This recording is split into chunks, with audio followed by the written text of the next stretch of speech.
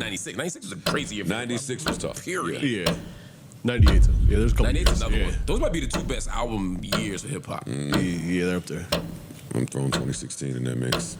Ooh. That's good. That's what the old nigga. I just can't accept nothing after 1999. 96 was rough, yo. 2012 and 2016 are they Oh, you're not wrong. They belong in the conversation. They do. What it is, what it do. Welcome back to my channel, Capital J. Today we doing a video on the Joe Budden podcast again. They're debating whether classic albums are dead. And real quick, before we get into the video, I personally believe classic albums are not completely dead, but dead in the water. I say that. And I ultimately blame it on social media. Look, man, I personally believe that we have too much access to everything. There was a certain point in time where you didn't have, obviously, we didn't have, before social media, you didn't have unlimited access to as many things as we have access to now.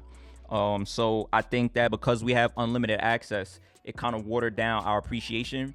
And because we also have unlimited access to things, we have access to things that we probably shouldn't have access to, which again waters down the appreciation for things that we would like to appreciate more. You know what I'm saying? I just think that classic albums, and we're talking about hip hop, I think that classic albums are more few and far in between, opposing to how they were back then. There was an era where we might have got like 8 classic albums in 1 year, because I also, you know, back then I believe hip hop was a little more competitive back then as well. You know what I'm saying? So, you know, I think artists took their craft a little more serious than artists today, because things is kind of like just manufactured, like just busting out songs, sending it out, busting out songs, sending it out. For majority of the artists, it's not all of them, but it's majority of the artists. You know what I'm saying? But nevertheless, that's just my 2 cents. That's just my opinion. I've never seen this video. That's just my opinion on, you know, just reading the title. Like, you know what I'm saying? I'm from this culture, so, you know, I can speak on it. But nevertheless, let's get into the video. We have a part of the show. Hey. Demetrius says, do you think now is the hardest time to make a classic album? For starters, I'm in my late 20s, but I think the 90s and 2000s was the easiest time to make a classic album. Not saying it was easier to make great music, but great music was appreciated more than ever, from radio to MTV, from what I've been told, the club scene at the time. You couldn't escape a great song or album because we as people sat with music longer. The window for appreciation was huge, and the exposure was infectious. Being 6 years old and from the South, I didn't know who a Joe Budden was, but I knew every word to a song on Too Fast, Too Furious. And even if it isn't the most lyrical, it's one of the greatest quote-unquote feeling songs. And sadly, I don't think we will ever get that era again. I think we are seeing the last of the classic albums. What say you guys? All right, before they jump in real quick, let me just say this. Buddy said that he was in his late 20s, right? That's kind of where I'm at. I got to say this because he mentioned Too Fast, Too Furious. When Too Fast, Too Furious came out, I was in the 6th grade. And Ludacris came out with a song called Acting a Fool.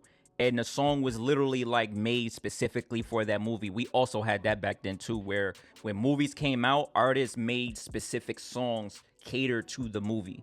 And back then, even songs that was catered to the movie were hits. They were like repeatable songs. I remember, real quick, I remember being in music class, and music class we had the band, and the curriculum was like, you know, teach, you know, how to read music and play instruments and stuff like that. I played the baritone, but my friends played the percussions. And when Acting a Fool came out, they was like doing the drums to the song, and that's, you know what I'm saying, how we played. Like we was doing our best to emulate drumline as much as possible. You know what I'm saying? They was like doing the drums to Acting a Fool, because I lived in Atlanta at the time as well. Let me add that in there. But when Acting a Fool came out, that song was fire. So he mentioned something something very small with the culture, how the culture used to be back then, where when songs came out, you appreciated more because we just had limited access. Not unknowingly, we had limited access to everything. So when something came out, you know what I'm saying, you listen to it, and you listen to it until something else came out, and then that's just how the cycle went. You know what I'm saying? There were songs that lasted way longer than others, and then, you know, there were songs that, you know, it was mediocre, but we definitely had more appreciation for almost everything that came out, because you didn't have all this in-between access to just random artists. And then a little bit after that, you had the SoundCloud era, which I think the SoundCloud era changed everything more so than just social media itself. It was the SoundCloud era. But I 100% agree. Moving right along. I agree with I think it's very hard to make a classic nowadays. Not quality wise. He's right. It's just it comes and goes so fast now. The classic, the element, the classic that's most important to me is longevity. And if we're on to a new album every week, I think it's streaming.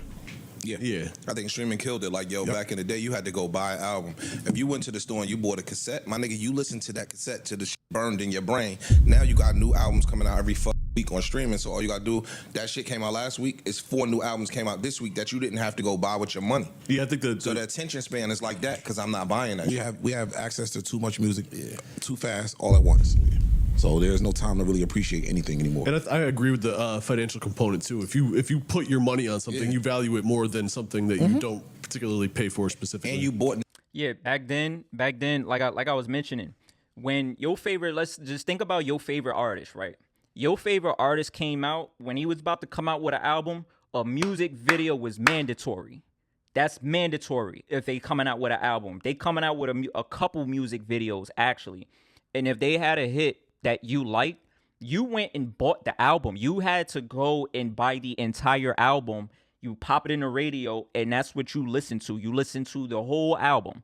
Now, what we have in terms of what they speak into, what we have is Spotify and Apple Music, where you can cherry pick certain songs off the album, save the songs, and then just throw away the rest of the album.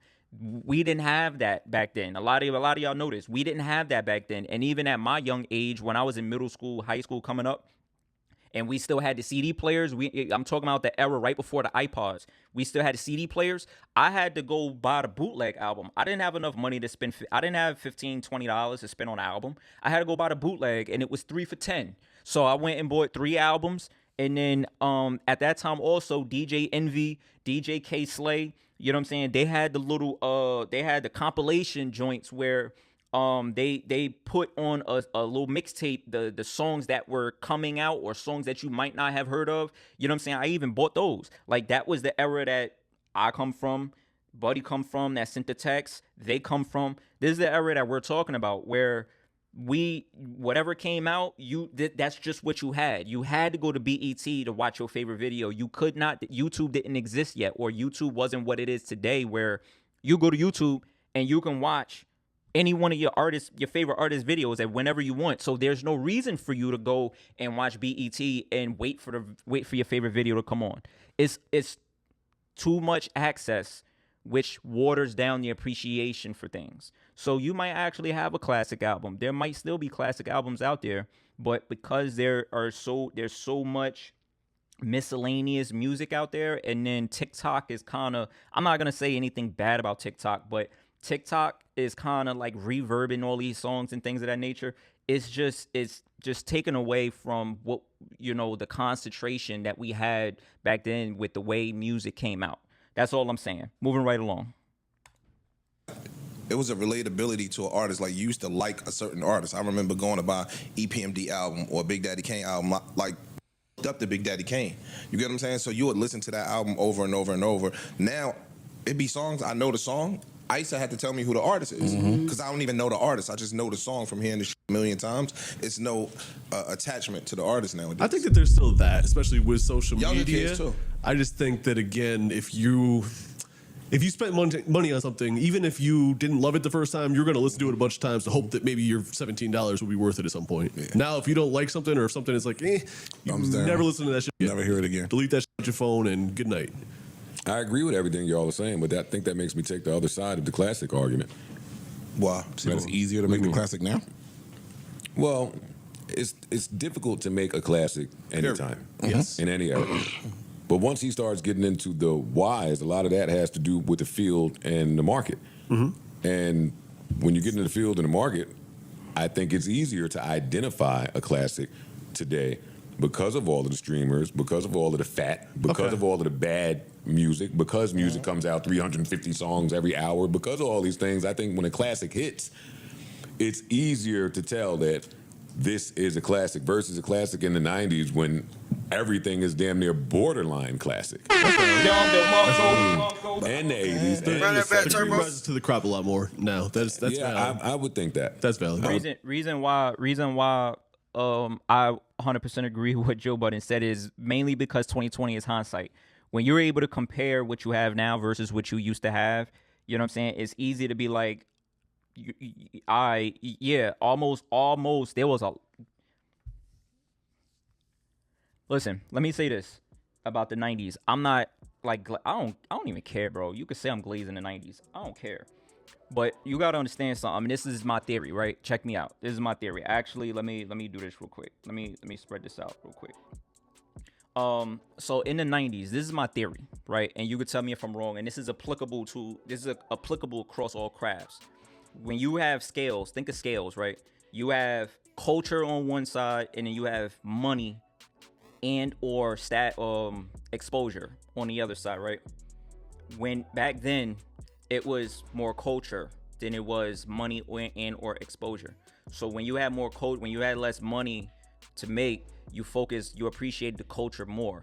And also, I just think that just the way the world was and the things that people knew, it was just you were raised to appreciate things more because there was just less to be had back then than it is now. Artists that I could name off a list. I don't have to because we talking about artists in their prime in the 90s. Everybody, the music that they put out was quality music. I'm not saying that quality music doesn't come out today, but what I'm saying is the culture and the way they put out music, you had artists that were distinctive. Everybody had their own style. Everybody had their own way of moving. Everybody had their own character. Everybody had their own way of dressing for the most part. And they lived through their music. Like you can almost listen to their song, close your eyes, and you can see them through the music. And this is New York artists, West Coast artists, Southern artists, Midwest artists. You know what I'm saying? Everybody just had their own lane, right? I personally believe that today, like they said, we have way too much access to these artists. And when you go back to the scales nowadays, when artists it's not that they're making more money, it's just that the exposure, because now what they also can do is they don't have to make music. They can go viral on social media, right? And that's just as valuable as them making money to an extent, right? Walk with me. Because we have unlimited access to artists where they all have pages on Instagram, they all have Vivo, whatever case may be, you know what I'm saying? They're still making money from you watching their videos on YouTube. You know what I'm saying? They're still able to make money off of social media and going viral. Not that they're going to do anything that's too far away from the image that they're trying to upkeep. But for the most part, the exposure that they have is way more than an artist back then, because back then, you only saw your artists when they were dropping an album. You saw them when they were dropping an album. You saw them in a music video. You saw them at award shows. That was pretty much it. You didn't see them outside of that. Now you can see them. You can look at their music videos. You could go look at their Instagram pages. You know what they're doing in their relationships. Excuse me. It's just too much. It's too much exposure to these artists nowadays. So we have less time to really appreciate when they are out because we're able to observe them at all times. And that's the issue. So I personally think that nowadays when you have, and let me land with this real quick, right? If you take that same concept and you apply it to basketball, for example, the thing that we've been complaining for years is that basketball players really don't care. It's not as competitive because you have an absence of cultural values from the players like you did back then. Kevin Garnett mentioned something one time, and he was like, yo, the last game of the season, the 82nd game of the season, I didn't care if I was mathematically eliminated from the playoffs. I'm still going to go in, and I'm still going to give you 25 and 12. I'm still going to go in and I'm going to play my hardest the last game of the season. Nowadays, you know, if a team is mathematically eliminated from the playoffs, that team's star player is not playing for the rest of the season. You know this is facts because the players are making, in my opinion, I'm not saying nobody shouldn't make no money, but and what I'm saying is the culture of the craft is being sacrificed because they're making too much money or they have too much exposure. So now you don't have players that's going to Rucker Park and playing basketball for free you know what I'm saying, putting a body on the line, playing with a bunch of not nobodies, but playing with nobodies compared to that NBA player. You don't have that no more. The NBA players, if they're not getting paid, they're not touching the basketball. That's what it is. But back then, you couldn't get players off the court in any capacity. They will go and play. They will go play in the Rucker Park. They will go play in the Drew League. They will go play. If the NBA had a lockout, they would go play overseas. You couldn't stop players from touching a basketball, whether they were getting paid or whether it was free. And that was the culture that's how much they invested in the culture, and that's how much we appreciated them for being the best person they could be if they were a spokesperson for the culture. You know what I'm saying? Nowadays, it's coming off very gimmicky because, again, the exposure is unlimited, and in some cases they're making too much money, so they don't care if they lose. They don't care if they don't make the playoffs. They don't care if their album flops. It's just, that's the delusion. You know what I'm saying? That's just my theory. That's my theory. I could be wrong, but moving right along. Classic, and everything wasn't borderline classic back then. It's just we remembering the good shit. In the 90s, there was a lot of Tuesdays where it was a lot of classic albums dropping that day. Yeah. There were years with that day that the score dropped. Yep. Like look at the day that the score dropped. Yeah. It was the score. I think it was Outkast. ATLiens. It was shit. Like that's a tough. I will also that's say a tough this. at bat. People used to spend a lot more time on music then than they do now. Like in terms of In terms of they spent a lot more time in between them dropping albums, because they really didn't do mixtapes back then either. They spent a lot more time on these songs to master the craft. But one thing I left out is artists back then in the culture, they were more competitive with each other too, and that drove them. Remember the concept of iron sharpens iron. The concept of or not the concept, but the culture back then was they all trying to have the #1 album. So they want to make sure that from top to bottom, you know what I'm saying, the album, the hits is top tier, and that's one thing that we took for granted, man. We took that for granted. Moving right along. Dog, that Kehlani album I bought, again, the uncut, like it brought me back to when I used to go and buy maxi singles. I was a fan of the maxi single because whatever this song is that I like, give me the other versions of it. You gonna get the radio mix, the club mix, Forgot about that. The remix with this, on this person. Yo, but when you remember when Busta Rhymes came out with "Touch It" on his Big Bang album, they put out a CD. He had like 4 different remixes to that. Where he had the main joint, he had a remix that he did with Jay-Z and Nas. Then he had the remix with all the male artists and the female artists, and then there was like another regular remix that was like a short version of the remix. I remember they used to do that with the songs, bro. If it was a major hit, I forgot they used to do that with the songs.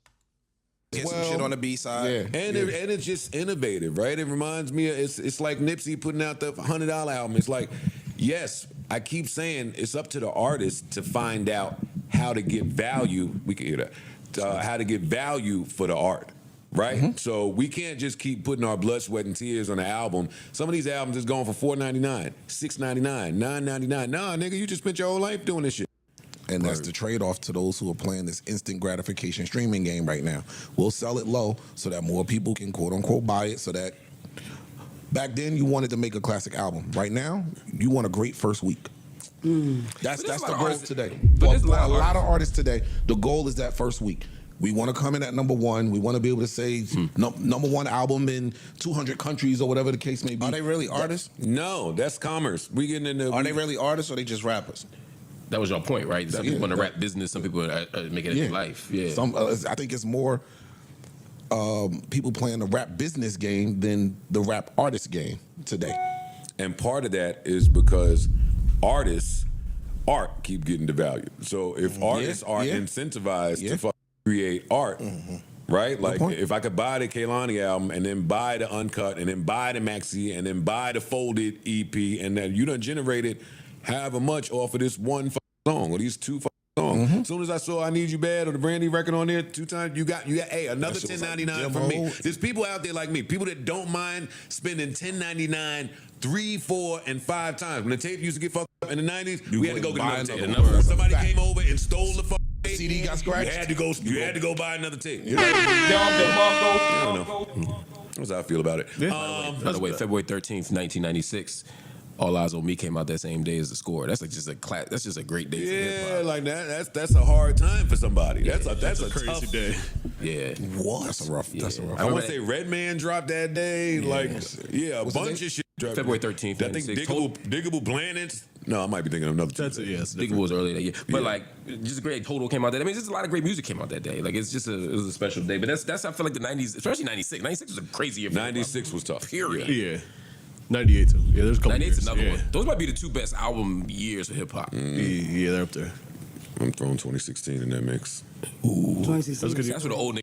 I just can't accept nothing after 1999. 96 was rough, yeah. 2012 and 2016 They were speaking. Oh, you're not wrong. They belong in the conversation. Yes, they do. In 96? Yeah, 2012 and 2016 16 for sure. belong in the conversation. I'm not saying that they're better They than. absolutely belong in the But 94, 96. I think that 2012, 26. Yeah. if I'm not mistaken. Yeah. It's some years. Neutral button. So hey, God damn, yo, man, we listen. I ain't even gonna give y'all. A long. What's the name? What we had, we took for granted, and that's across. It's across the board. Listen, I appreciate the fact that we got social media, but social media destroyed a lot of good shit that we had, man. Peace.